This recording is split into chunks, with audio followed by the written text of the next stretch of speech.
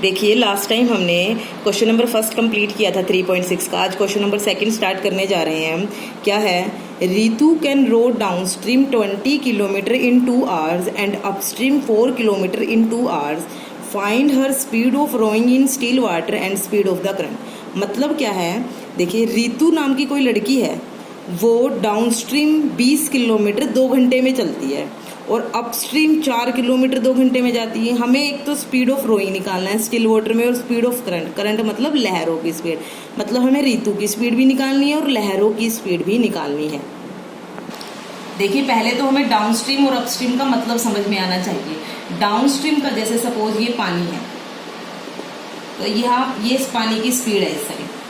अगर कोई पर्सन इसमें तैर रहा है या कुछ भी स्विमिंग कर रहा है या बोट चला रहा है, अगर उसकी बोट की डायरेक्शन वही है जो पानी की डायरेक्शन है, तो इसकी स्पीड में पानी की स्पीड क्या हो जाएगी, ऐड। कितनी स्पीड ऐड हो जाएगी, जितनी खुद पानी की है। मान लीजिए अगर इसकी स्पीड 5 किलोमीटर पर आवर है और वाटर की स्पीड 2 किलोमीटर पर आवर है, तो इसकी जो नेट स्पीड होगी कब, जब ये पानी की दिशा में ही स्विम करेगा, तो नेट स्पीड कितनी हो जाएगी इसकी 7 किलोमीटर पर आवर। क्योंकि अगर आप जिस डायरेक्शन में जा रहे हो, कोई बंदा उसी डायरेक्शन में आपको फोर्स लगा रहा है, तो वो आपकी स्पीड में ऐड अप होगा फोर्स, ना कि डिक्रीज करेगा। लेकिन अगर ऐसा हो, पानी की स्पीड हमारी इस साइड है लेकिन जो पर्सन है स्विमिंग कर रहा है इस साइड, तो मान लीजिए इसकी स्पीड वही 5 किलोमीटर पर आवर है और वाटर की स्पीड कितनी है 2 किलोमीटर पर आवर। ये जाना इस साइड जा रहा है, पानी इसको इस साइड धकेल रहा है। कितनी स्पीड से धकेल रहा है, 2 किलोमीटर पर आवर की।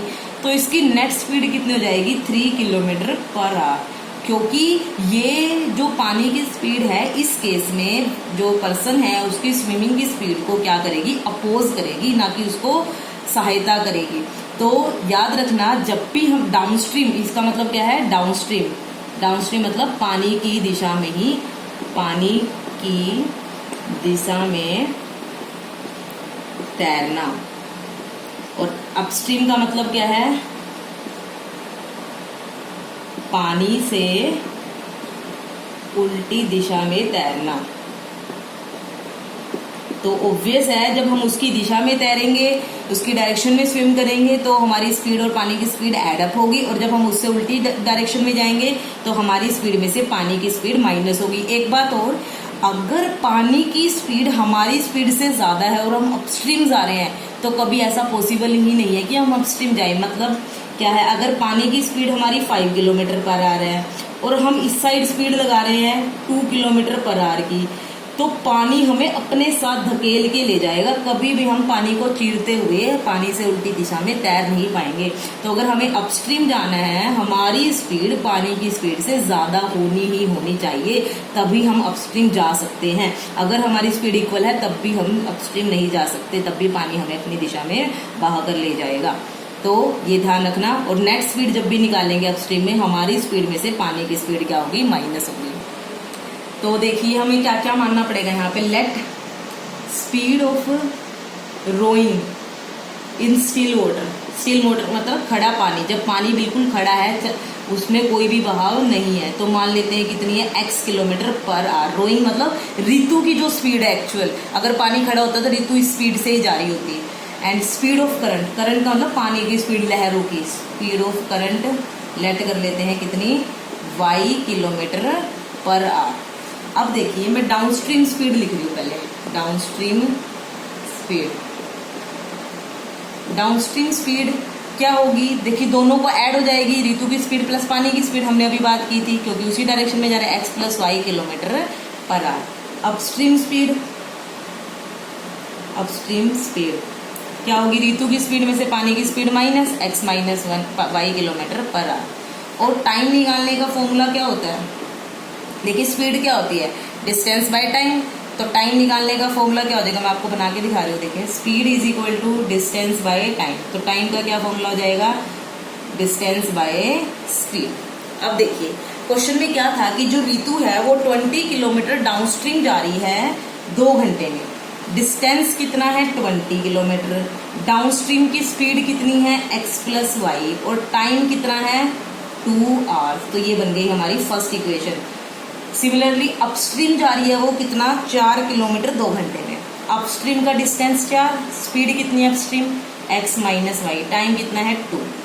तो ये बन गई हमारे पास 2 इक्वेशन बन गई। रिपीट कर रही हूँ मैं कि ऋतु की स्पीड हमने x किलोमीटर पर आवर मान ली, करंट की speed y kilometre per our मान ली, डाउन स्ट्रीम स्पीड हमारे पास हो गई x plus y kilometre per hour, upstream speed हो गई x माइनस वाई, सब्ट्रैक्ट हो जाएगी। टाइम निकालने का फॉर्मूला डिस्टेंस बाय स्पीड, जो डाउन स्ट्रीम डिस्टेंस था वो 20 किलोमीटर था और स्पीड कितनी थी x plus y, distance by speed is equal to time, upstream distance upstream speed is equal to time. तो यहाँ से हमारे पास क्रॉस मल्टीप्लाई करेंगे 20 is equal to 2x plus 2y, ये इक्वेशन बन जाएगी। यहाँ से करेंगे तो 4 is equal to 2x minus 2y। तो आप इन दोनों इक्वेशन को अपने आप भी सोल्व कर सकते हो। जब सोल्व करोगे किसकी वैल्यू आएगी, x एंड y की, किसी भी मेथड से सोल्व कर लेना, x एंड y की वैल्यू आएगी। तो उसके बाद आपको लास्ट में लिखना भी है, so speed of flowing in still water is equal to, जो x की वैल्यू आएगी वो लिखनी है, and speed of current is equal to, जो y की वैल्यू आएगी वो लिखनी है। तो ध्यान से सोल्व करना है इसको। तो मैं आपको सोल्व नहीं करके दिखा रही क्योंकि आपको ये सोल्व करना आता है। देखिए next question, 2 women and 5 men can together finish an embroidery work in 4 days, while 3 women and 6 men can finish it in 3 days.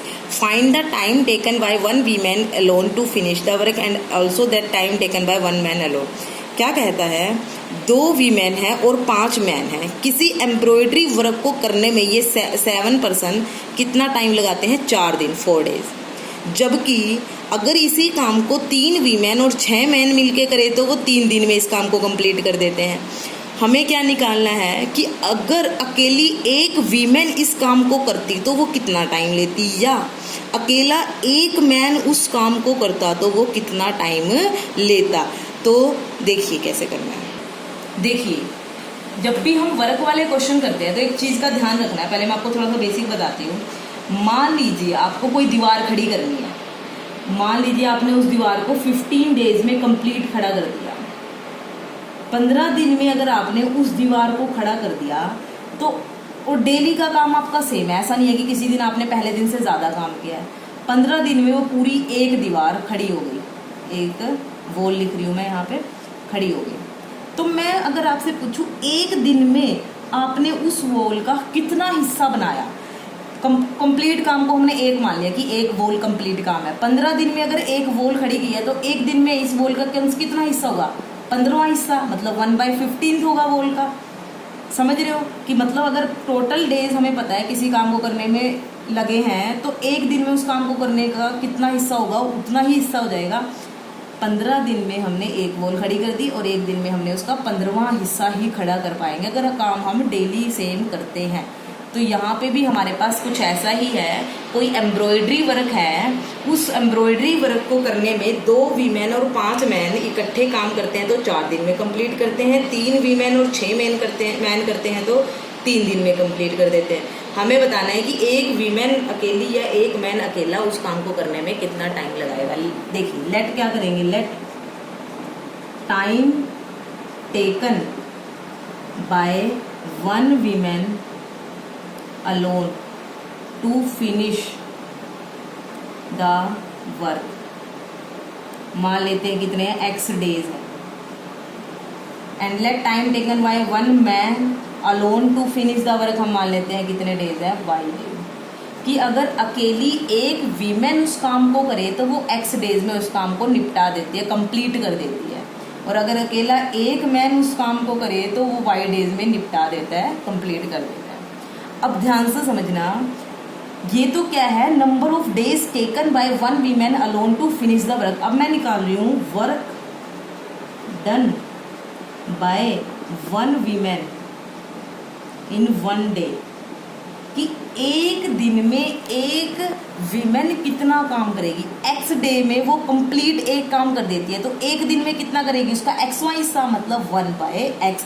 यहाँ डेज नहीं लिखोगे आप, ये वर्क डन है कि x दिन में वो उस काम को, एक काम को कंप्लीट कर देती है तो एक दिन में क्या करेगी वो, उसका xy हिस्सा, मतलब 1/x। Similarly work done by 1 man in 1 day कितना करेगा, y दिन में वो एक काम को कंप्लीट कर देता है तो एक दिन में कितना करेगा, उसका y हिस्सा, मतलब 1/y। ठीक है। अब देखिए अकॉर्डिंग टू क्वेश्चन क्या है कि 2 वीमेन और 5 मैन किसी काम को करते हैं। देखिए, एक वीमेन का एक दिन का काम कितना 1/x, तो 2 वीमेन कितना काम करेगी। सपोज एक वीमेन ने 10 ईंट रख दी, तो 2 वीमेन कितना करेगी 20 ईंट रखेगी, डबल हो जाएगा। एक वीमेन का एक दिन का काम इतना है, तो 2 वीमेन का कितना हो जाएगा 2 × 1/x मतलब 2/x।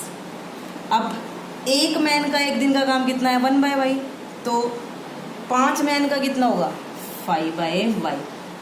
ये 2 वीमेन का एक दिन का काम, ये 5 मैन का एक दिन का काम, 7 बंदों का 7 पर्सन्स का एक दिन का काम इतना हो गया। 2 वीमेन और 5 मैन का टोटल काम इतना हो गया। अब ये 7 पर्सन मिलकर उस काम को 4 दिन में कंप्लीट करते हैं। तो एक दिन में ये 7 पर्सन कितना काम करेंगे, उसका 1/4। एक दिन का काम आ गया इन 7 पर्सन का 1/4। ये भी उनका एक दिन का काम था 7 का, ये भी उनका एक दिन का काम है 7 के 7 पर्सन का, तो दोनों को क्या रख देंगे इक्वल। देखिए, एक वीमेन ने एक दिन में 1/x काम किया, तो 2 वीमेन कितना करेंगे 2/x। एक मैन ने एक दिन में 1/y काम किया, तो 5 मैन कितना करेंगे 5/y। 7 का मिलकर एक दिन का काम आ गया, और ये 7 मिलकर 4 दिन में उस काम को कंप्लीट कर देते हैं, तो एक दिन में कितना काम करेंगे 1/4, चौथा इसका हिस्सा उसका। नेक्स्ट, 3 वीमेन कितना काम करेगी एक दिन में 3/x। 6 मैन कितना करेंगे 6/y, और 9 के 9 पर्सन मिलकर कितना करेंगे इतना। और जब ये 9 पर्सन काम करते हैं तो उस काम को वो 3 दिन में खत्म कर देते हैं, तो एक दिन में कितना करेंगे 1/3। ये भी उनका एक दिन का काम था, ये भी उनका एक दिन का काम था। तो इस तरह से ये हमारे पास इक्वेशन बन गई। देखिए, अब आगे तो आपको आता ही है कि ये लीनियर इक्वेशन नहीं है, 2 वेरिएबल में आप इसको लीनियर बनाओगे। 1/x को u मान के, 1/y को v मान के, फिर u और v की वैल्यू आ जाएगी, उनको 1/x और 1/y के इक्वल रख के x और y की वैल्यू आ जाएगी। जो x की वैल्यू आएगी वो क्या आएगा कि 1 वीमेन ने अकेली ने कितना टाइम लिया टू फिनिश द वर्क, और जो y की वैल्यू आएगी वो 1 मैन ने कितना टाइम लिया टू फिनिश द वर्क। तो इस तरह से आप ये कर लीजिएगा। 2 क्वेश्चन हो गया सेकंड का, फर्स्ट और सेकंड पार्ट। Thank you.